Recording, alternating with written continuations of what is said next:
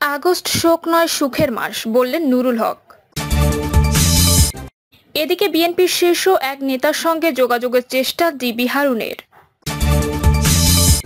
হাসিনার পতন ও বিএনপির ভবিষ্যৎ নিয়ে যা বললেন রনি। আবু সাইদের নামে যমুনা সেতুর নামকরণ করতে হবে বললেন হারুনুর রশিদ। এবং সর্বশেষে জানাবো আপিল বিভাগের 4 বিচারপতি নিয়োগ। শুনছিলেন সংবাদ শিরোনাম, এবারে বিস্তারিত। আগস্ট শোক নয় সুখের মাস বললেন নুরুল হক।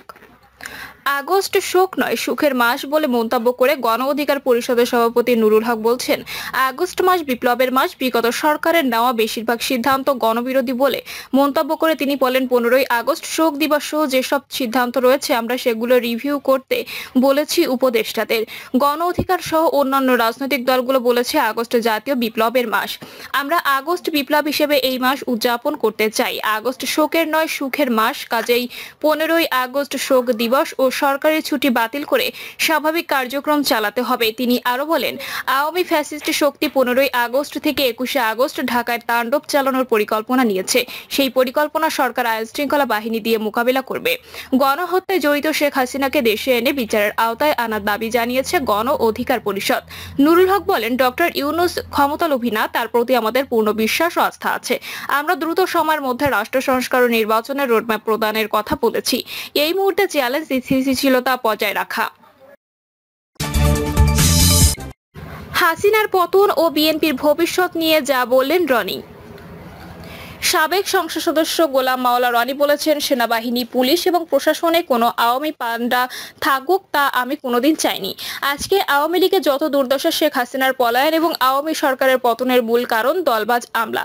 তিনি বলেন, অতীতে বিএনপির পতনের জন্য দায়ী ছিল দলবাজ আমলা কামলার দল, যারা দলকে বিপদে ফেলে আজকের আওয়ামী পান্ডাদের মতো পালিয়েছিল কিংবা ভোল পাল্টে বিএনপিকে না চেনার ভান করে লাথি গুতা খেয়ে চাকরি বাঁচিয়েছিলেন অথবা কঠোর বিএনপি পরিচয়ের কারণে চাকরি হারিয়েছিলেন।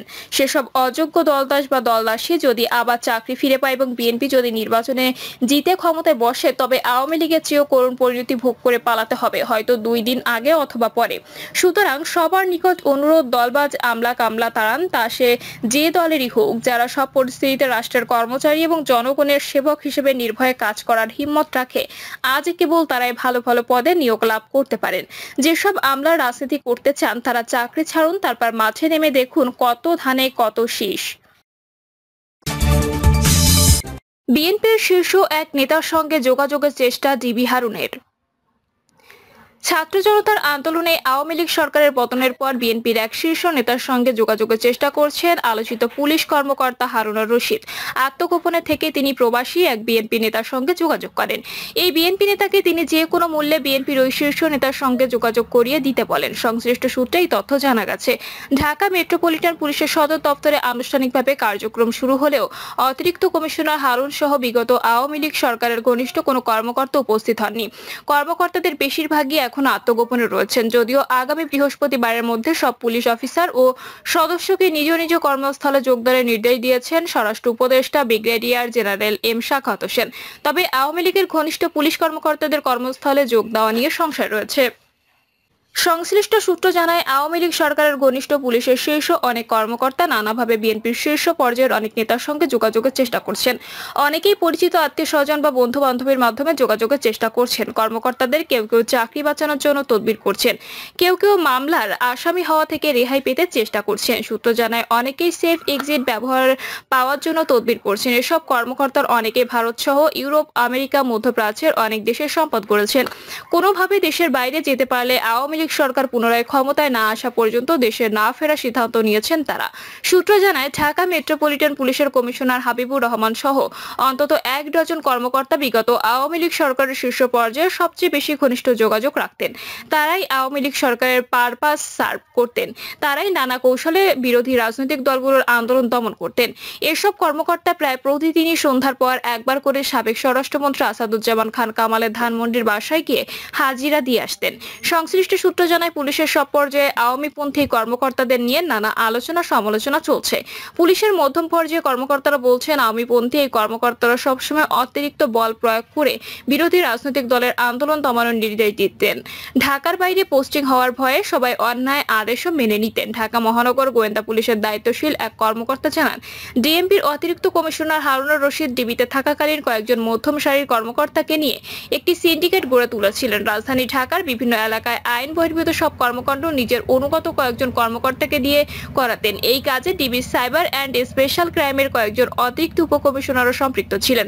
তাদের দিয়ে বড় বড় ব্যবসায়ীকে ধরে নিয়ে বিপুল পরিমাণ অর্থ আদায় করতেন তিনি। পুলিশের একাধিক সূত্র জানায়, কোটা সংস্কার আন্দোলনকে কেন্দ্র করে বিপুল অর্থ আয় করেছেন আলোচিত পুলিশ কর্মকর্তা ডিবি হারুন।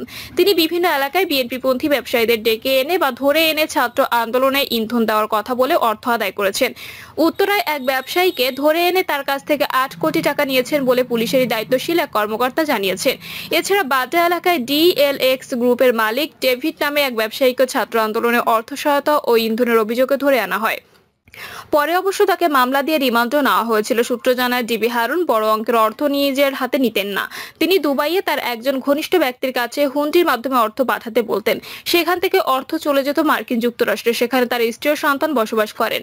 এসব অভিযোগের বিষয়ে একাধিকবার ফোনে যোগাযোগের চেষ্টা করা হলেও হারুন কল রিসিভ করেননি। আবু সাইদের নামে যমুনা সেতুর নামকরণ করতে হবে বললেন হারুনুর রশিদ।